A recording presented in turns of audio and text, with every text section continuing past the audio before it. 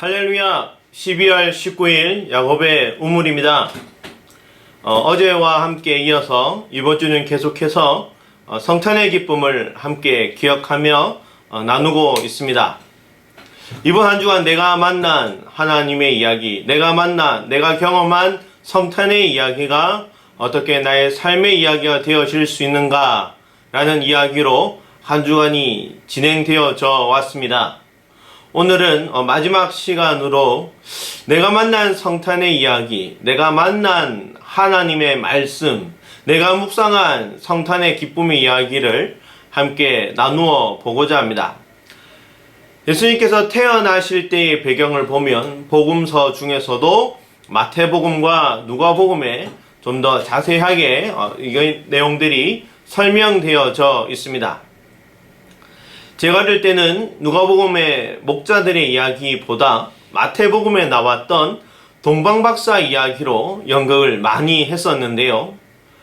우리 교회도 한 적이 있다고 이야기를 들었습니다. 빈방이 있어 그리고 별을 쫓는 사람들이라는 주제의 연극 대본들을 가지고 함께 연극을 준비하고 외우고 함께 성도님들과 나누었던 것도 기억을 합니다.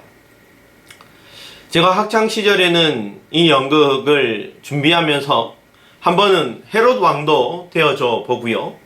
한 번은 예물을 드리는 동방박사가 되어 본 적도 있습니다. 한 번은 요셉이 되었던 적도 있고요.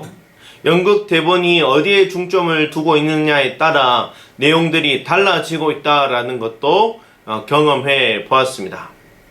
하지만 크게 다르지 않은 내용들 중에서 예수 그리스도의 태어남의 이야기, 탄생의 이야기가 어떻게 재조명되어질 수 있는가 이 이야기들을 많이 준비하며 나누었던 것 같습니다.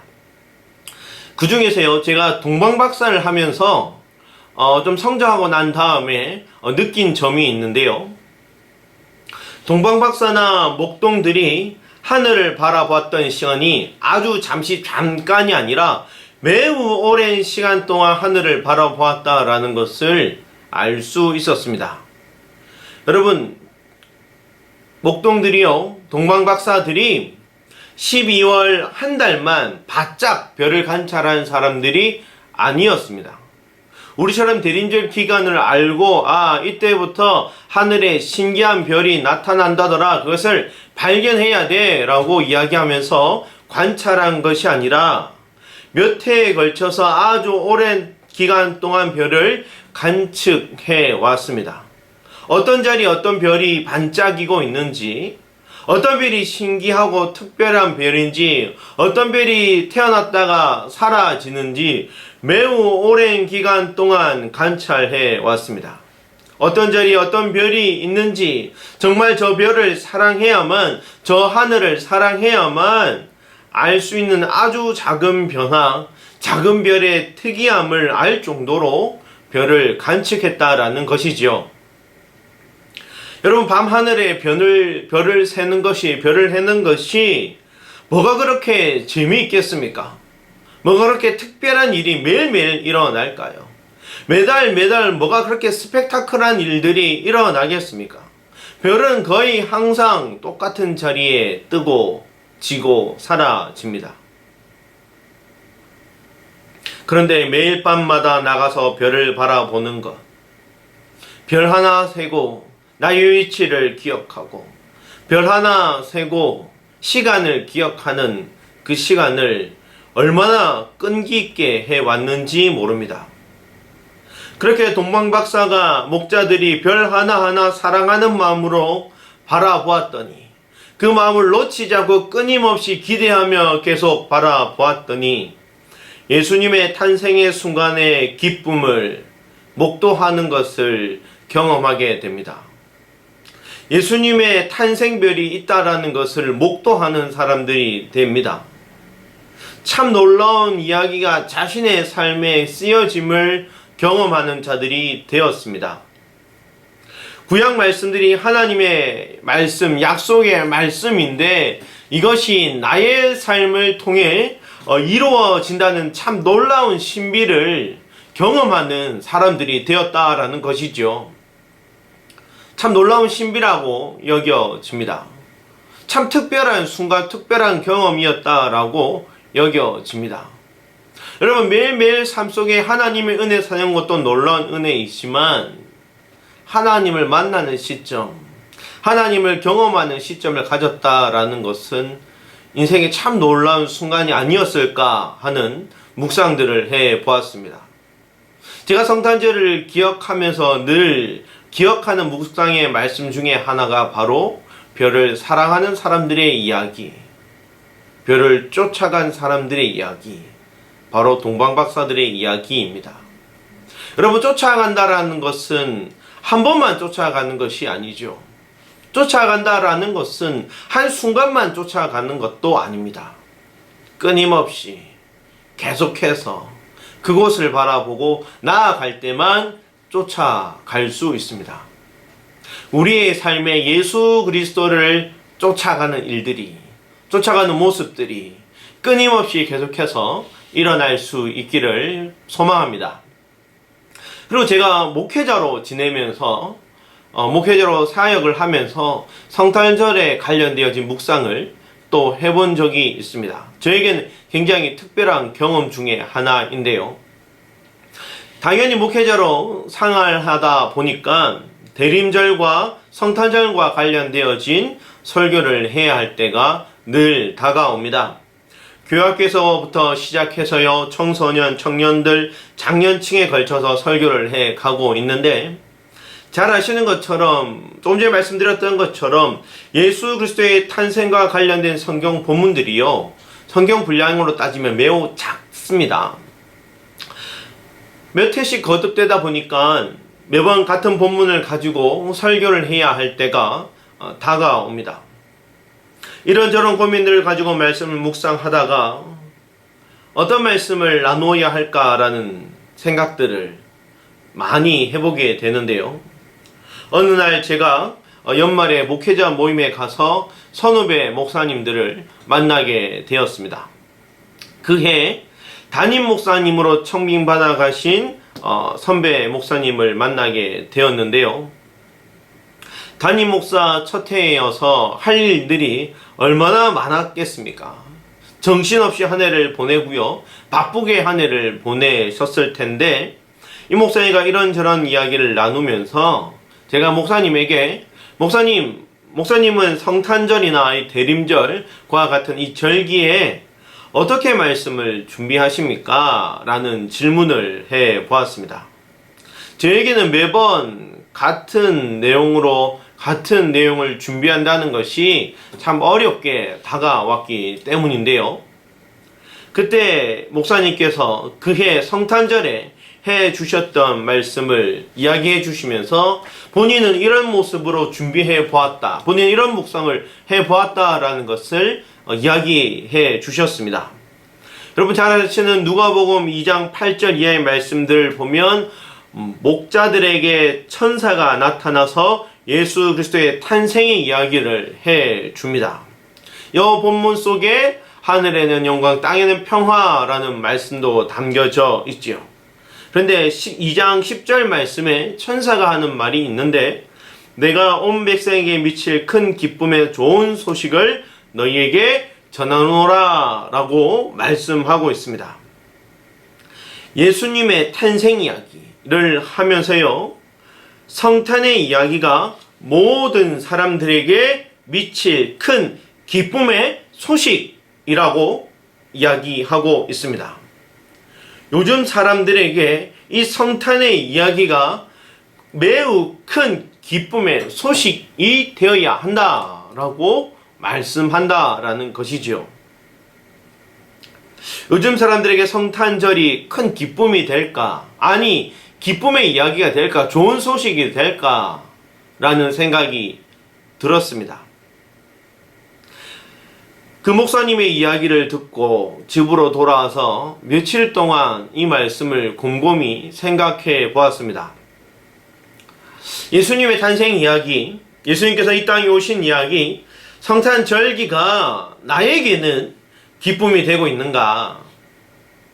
구원받은 백성의 삶의 이야기가 시작되어지는데 그것이 오늘 나에게는 기쁨으로 남아 있는가? 라는 질문을 기도의 시간 때마다 해보게 되었는데요. 그렇게 묵상을 하다가 그렇다면 나는 어떤 내용들을 즐거워하고 있고 어떤 내용들을 기뻐하며 살아가고 있는가? 내가 제일 기뻐하는 내용은 무엇인가 하는 것을 적어 보았습니다. 좋아하는 운동도 적어 보고요. 좋아하는 영화 프로그램도, 좋아하는 TV 프로그램도, 좋아하는 영화 제목도 적어 보았습니다. 그리고 한 가지 질문을 더 던져 보았습니다. 사람들은 어떤 걸 즐거워하고 사람들은 어떤 걸 기뻐할까? 믿는 자나 믿지 않는 자나 크리스천이나 넌 크리스천이나 무신교인이나 모든 사람들이 기뻐하고 좋아하는 게 있을 텐데 그 기뻐하고 좋아하는 것의 공통감심사는 무엇일까 하는 생각을 해 보았습니다. 그러다가 한 가지 떠오르는 생각이 있었는데요. 사람들은 나에게 관련되어진 것만 기뻐하고 좋아한다 라는 것을 알게 되었습니다. 나의 이야기만 즐거워하지 다른 사람의 이야기를 기뻐하지 않는다 라는 것을 깨닫게 되었습니다. 여러분, 예를 들어서요, 지금 한참 수능을 치고 결과를 기다리는 시기이죠. 만약에 우리 집 자녀가 대학에 떨어졌어요. 그런데 옆집 고3 자녀는 대학에 합격을 했다고 이야기를 합니다. 여러분, 이때 진심으로 옆집에 가서 그 자녀를 축하하고 기뻐해 줄 수 있는 사람이 과연 몇 명이나 있을까요? 심지어 옆집 자녀가 스카이 대학에 붙었대요. 우리나라에서 갈 수 없는 가장 어려운 학교에 합격을 했다고 합니다. 여러분, 그 이야기를 들을 때 내 마음에 기쁨이 있을까요? 그 이야기를 들을 때 진심으로 내가 기뻐할 수 있을까요? 아니면 배가 아플까요? 아니면 속이 쓰릴까요? 아니면 야, 쪽팔려서 못 살겠어, 우리 이사 가자, 이렇게 이야기할까요? 반대로요, 우리 집에 고3 자녀가 스카이 대학에 합격을 했습니다. 그리고 옆집 자녀도 서울에 있는 대학에 합격을 했어요. 여러분, 이때는 옆집 자녀를 축하해 줄 수 있겠죠. 이때는 옆집 자녀를 좀 기뻐하며 격려해 줄 수 있지 않을까요? 반대로 우리 집 자녀는 스카이 대학에 합격을 하고 옆집 자녀는 대학에 떨어졌어요. 수시까지 다 떨어져 버렸네요. 조금 가서 위로해 줄 수 있고 조금 가서 격려해 줄 수 있겠죠. 진심이든 아니든 같이 슬퍼해 줄 수 있는 마음도 생겨날 것입니다. 사람은요, 나의 이야기, 나와 관련된 이야기만 기뻐합니다. 여러분, 우리 집 자녀가 시험을 쳤는데 전교 1등을 하고 돌아왔습니다. 엄마, 나 오늘 전교 1등 했어 라고 이야기를 합니다. 이번 주일이 되었어요. 교회에 갑니다. 권사님을 만났네요. 여러분, 권사님을 만나자마자 그 어머니께서 무슨 이야기를 하실까요? 권사님, 우리 집 애가 이번에 전교 1등을 했어요. 권사님을 만나자마자 권사님 안녕하세요, 평안하세요, 한 주간 잘 지내셨어요? 이런 이야기는 하나도 없고요. 묻지도 않고 따지지도 않고 물어보지도 않았는데 권사님 만나자마자 권사님, 우리 집 애가 이번에 1등을 했어요 라고 이야기를 할 겁니다. 주변에 사람들이 모여들기 시작하고 웅성웅성 거릴 거고요. 이 이야기가 일파만파 커지면서요, 다음 주 되면 너희 집 자녀 1등 했으니까 교회에 떡 한 번 내. 너희 집 자녀가 1등 했으니까 이번에 우리 여전도에 모임할 때 음료수 한 잔 사 라고 이야기를 할 겁니다. 기쁜 마음으로 즐거운 마음으로 떡 한 번 내고 음료수 한 번 대접하겠죠. 여러분, 그 다음에 이 이야기는요, 한 달이 지나면 놀라운 이야기로 변해져 버리는데요. 이번에 전교 1등 했던 아이가 다녔던 학원에 우리 교회 모든 학생들이 등록하는 일들도 일어나게 됩니다. 여러분 잘 아시죠? 왜냐하면 그 집 아이가 1등 했다라는 그 비결이 우리 집에 기쁜 소식이 되기 때문입니다. 저 집 아이가 1등 했다라는 비결이 우리 집을 바꿔놓을 수 있는 정말 기쁜 소식이라 여겨지기 때문에 한 교회에 다니는 모든 중고등 학생들이 같은 학원에 등록하는 일들도 일어나게 됩니다. 심지어는 그 아파트에도, 그 아파트 단지에도 이런 일들이 일어날 수도 있겠죠. 여러분 무엇을 기뻐하며 살아가고 계십니까? 여러분 예수 그리스도가 이 땅에 오신 이야기가 여러분의 삶의 기쁨이 되십니까? 제가 말씀을 묵상하면서 성탄절 때마다 늘 묵상하게 되는 이야기는 하나님의 이야기가, 말씀의 이야기가 나의 이야기가 되지 않으면 나의 삶에 아무런 의미가 되지 않는다라는 겁니다. 하나님을 믿으며 하나님을 아버지라 부르며 살지 못하면, 하나님을 옆집 아저씨처럼 믿으며 살면 나의 삶에 아무런 의미가 없습니다. 나의 삶에 아무런 변화도 일어나지 않습니다. 예수 그리스도의 이야기가 오늘 나의 삶의 이야기가 되어지지 않으면 12월 25일은 매년 다가오는 크리스마스가 되어버리고 지나가버리는 날이 될 것입니다. 요즘 참 기뻐할 일이 없는 시대인 것 같습니다. 어딜 가다 좀 살만하다, 괜찮다, 좋다 라고 이야기하는 사람들 만나기가 어려운 것 같습니다.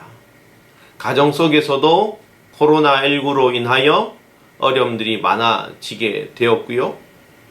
그 일들로 인하여 여러 가지 또 산업들이 생겨나고 사라지기도 합니다. 여러분 이 가정 속에 예수 믿는 믿음으로 이겨나가실 수 있기를 바랍니다. 믿음이 온 세상을 이김을 경험하실 수 있기를 바랍니다. 예수 믿는 기쁨이 더 커져서 나의 삶을 충만하게 세우시는 하나님의 은혜를 붙잡고 살아가는 삶이 되기를 바랍니다. 여러분 오늘 마지막으로 함께 찬양을 나눌 텐데요.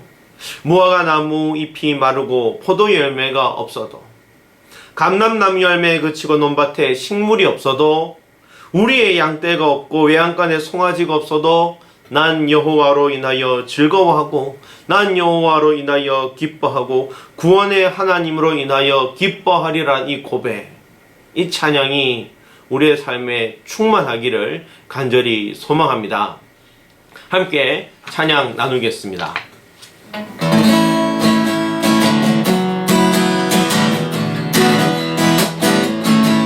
무화과 나무 잎이 마르고 포도 열매가 없으며 감람나무 열매 그치고 논밭에 식물이 없어도 우리의 양떼가 없으며 외양간 송아지 없어도 난 여호와로 즐거워하리, 난 여호와로 즐거워하리. 난 구원의 하나님을 인해 기뻐하리라.